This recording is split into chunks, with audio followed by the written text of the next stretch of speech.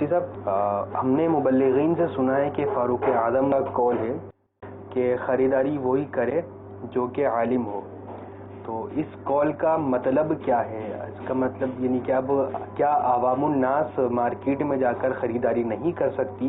اس مسئلے کے اندر قول تو بڑا واضح ہے اور کتابوں میں لکھا ہوا ہے جی. یوں نہیں ہے اہل علم کے علاوہ نہ کرے، یوں ہے کہ جو عالم ہو وہی ہمارے بازار میں آئے جی. تو ایک یہ چوٹ ہے کہ خریداری جو ہے نا وہ کوئی غیر اہم چیز نہیں ہے.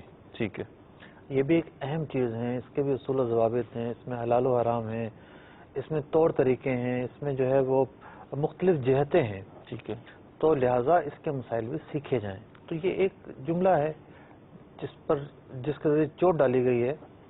تو بہت سارے ایسے کام ہوتے ہیں امور دنیا کے کہ جن کی وجہ آوری جائز ہوتی ہے. ٹھیک ہے، ان پر ضروری نہیں کہ کوئی گناہ ملے گا. ٹھیک ہے، لیکن علم ایک ایسی چیز ہے کہ جو بندے کو گناہ سے بچاتی ہے. ٹھیک، اب خرید و فروخت کی سینکڑوں قسمیں ایسی ہیں جو جائز ہے. ٹھیک ہے، اگر کوئی شخص وہی جو ہے وہ طریقے اختیار کرتا رہا جائز طریقے سے، کوئی گناہ نہیں ہوگا.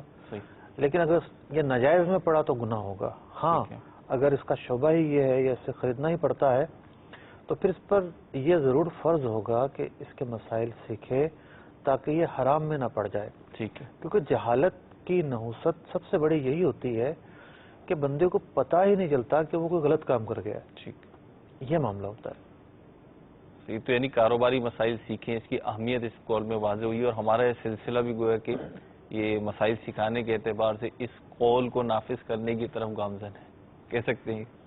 بلا شبہ شریعت کی تعلیمات کا ایک حصہ ہے اور انہی تعلیمات پر ہم یہاں گفتگو کرتے ہیں.